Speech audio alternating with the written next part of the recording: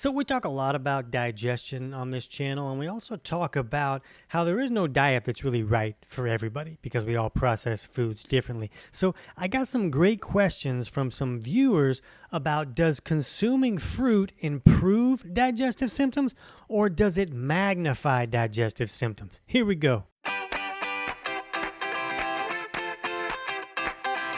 TC Hale is not a doctor and does not claim to be a doctor or licensed in any type of medical field. Don't be an idiot and use anything heard on the show as medical advice. This information should be used for educational purposes only, and you should contact your doctor for any medical advice. Now get off me.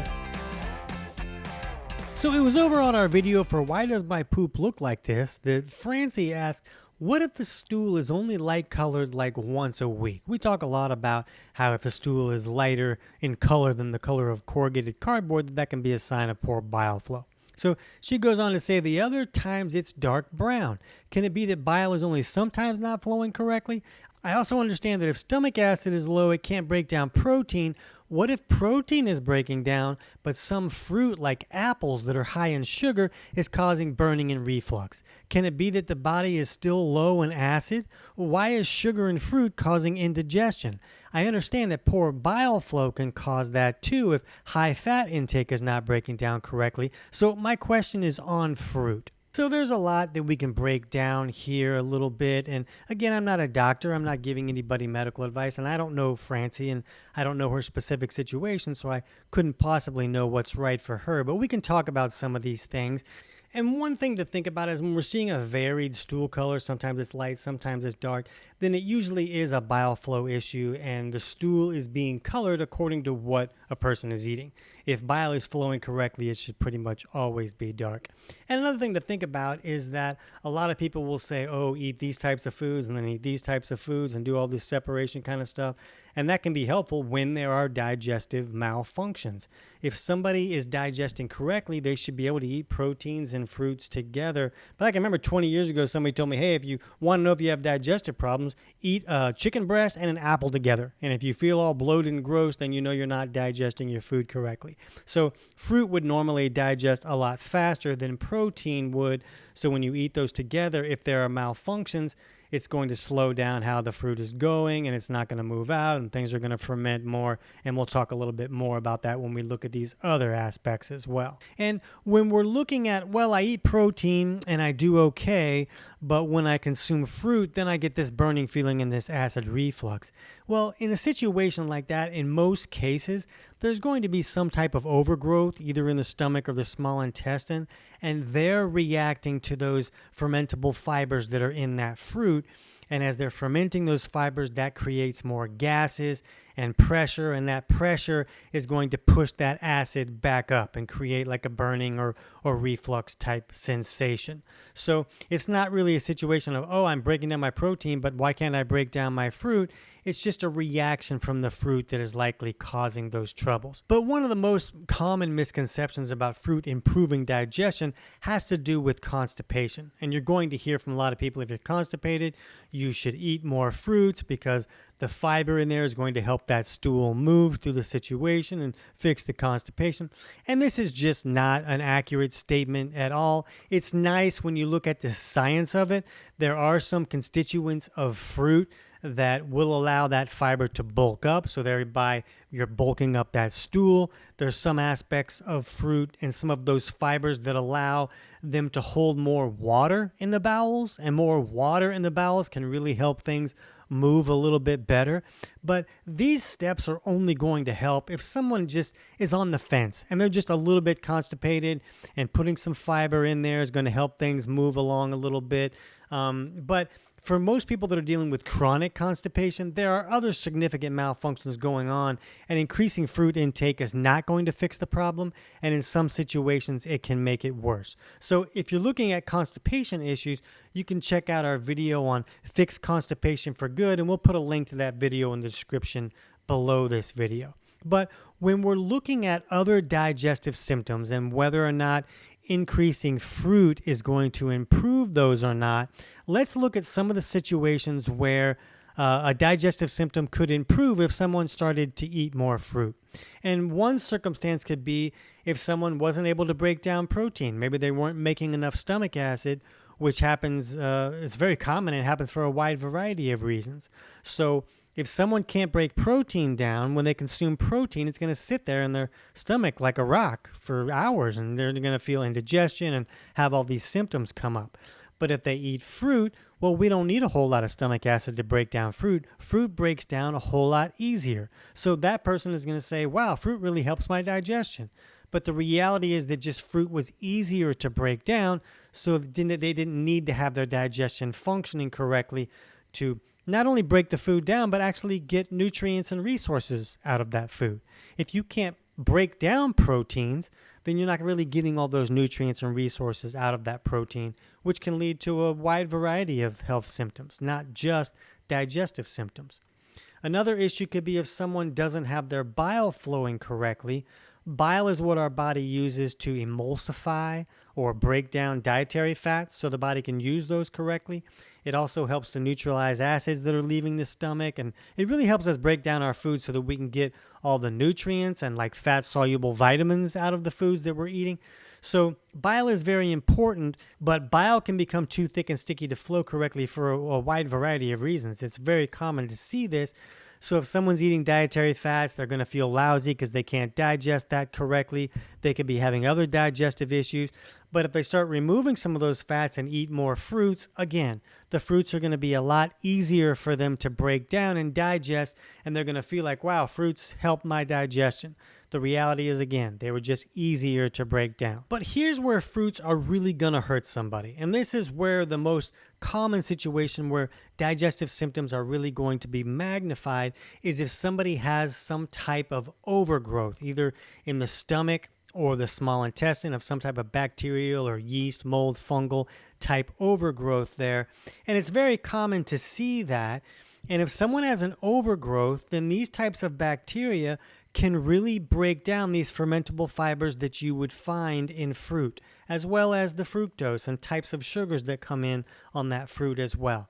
So when you eat fruit, it can really activate this overgrowth and start them creating more gases. And as they're fermenting all of these fibers and such with the fruit, that fermentation creates even more gases, which creates more pressure, which why we were talking about with Francie, it seemed that pressure was like pushing acid back up and causing a reflux issue. But a lot of people really experience magnified bloating or cramping or indigestion or reflux type symptoms when they are eating fruit from this overgrowth that's being activated by everything in the fruit. So again, that doesn't necessarily mean that the fruit is evil, but if a person has an overgrowth, they need to take steps to improve that situation so that they can digest their food correctly and so that different foods are not going to create so much havoc like fruit would for someone who's dealing with an overgrowth. But that also means that we need to talk about the fact that some people improve a lot of symptoms, even beyond digestive symptoms, when they remove fruit because of some of the food sensitivity type issues that can come from some of the fibers and factors in these fruits and even vegetables as well. And the thing to understand is that in most cases, these sensitivities come about because someone has digestive malfunctions that are restricting their ability to really break those foods down into the elemental nutrients like they should be, along with the fact that some type of overgrowth is causing trouble to the permeability of that intestinal tract. And it's making it over-permeable, allowing these undigested particles to get into the bloodstream, and then we create these food sensitivities to these foods. So people go on like a carnivore diet and they're like, oh man, I feel so much better because I removed all of these fruits and vegetables and fibers and things that were causing trouble for me, so they must be evil and nobody should eat them. And I'm a fan of carnivore in specific situations and for specific amounts of times. It just doesn't appear to be the best long-term solution, because remember that these fermentable fibers and things are needed in order for some types of our bacteria, good gut flora, to really thrive. And when we're not giving them something to consume, like these fermentable fibers, like they do for a lot of these fibers that we don't digest, but they do, and that's kind of why we live in harmony like trolls or something. But it's important to understand that they need to have a source of resources like that. And if they don't, a lot of people believe that some types of bacteria are going to start to consume the mucus barrier on your digestive tract, which is the protective barrier that keeps these like leaky gut type issues from coming about. So could this be creating trouble? These are things that a lot of people feel like they understand, but do we really understand them? And this is all new stuff. So we just need to understand that it's not as cut and dry as we think it is. So if you're having a sensitivity to some type of fruit, removing that is going to improve a lot of circumstances for you, but it also means that you probably need to fix some digestive malfunctions so that eventually you can include those fruits again at some point later. And that kind of brings us to another question that we got about, is blending your vegetables and fruits in the morning good for you? I heard it can destroy your gut in the long haul. And I don't know about it, destroying your gut in the long term, but when we blend things, whether it's fruits or vegetables, we're putting this into a liquid state that goes into the system a lot faster and a lot harder. That means all the sugars in the fruit and all these fructose type things are now in a liquid state, so it goes in faster. The fiber in that fruit is there on purpose. Mother Nature is not an idiot. She put that in there to act like brakes on the sugars and the fructose that comes in on that food. So that fiber slows down how hard and how aggressively they hit the system. But when you're blending everything together, now you're getting a magnified reaction to what you would have gotten if you had just eaten the food the way that nature intended it. Another thing to think about is that, there's bacteria and even parasites on fruits and vegetables, and they're often taken care of by our digestive process. That stomach acid doesn't just help us break down our food, it's the barrier that kills all these varmints that come in on the foods that we're eating. But when we put that in a liquid state, not only are we making those fibers smaller, the fibers are still there, but they're in a smaller state, and so they're not going to be really slowing things down as much as they would like you ate it. But a lot of people believe that maybe that digestive process moves faster when it's in a liquid state. Maybe your body doesn't need to make stomach acid. If it's already in a liquid state, it feels like, oh, this is kind of already broken down. So now we're getting that process of wiping out the bad guys with all this stomach acid. And maybe that opens the door for more bad guys to come in and create long-term havoc to your gut or digestive process. So I view that as the problem. I usually don't have clients doing a whole lot of smoothies, especially fruit smoothies. I kind of view it like if your smoothie is delicious, it's probably really not that good for you. Things like, celery juice or cabbage juice, there's a lot of benefits that those can bring about, but again, those are not delicious. So, when we're looking at blending, or making smoothies with fruits and such, I just view it as a way to allow those sugars to hit the body a lot faster than they're intended to. So you can see that how fruit affects someone's digestive process or their digestive symptoms can really depend on, is their digestion working correctly or not. And if you feel like you're having digestive symptoms, we'll put a link in the description below for our totally free digestion course, and that'll walk you through helping you figure out which aspects of digestion are not working correctly and steps you can take to improve those.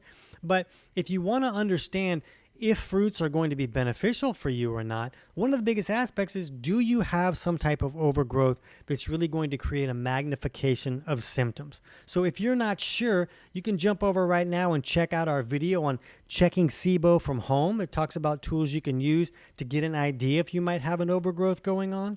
And if you want to learn more about other aspects of fruit, you can watch our video on, is fruit healthy or not?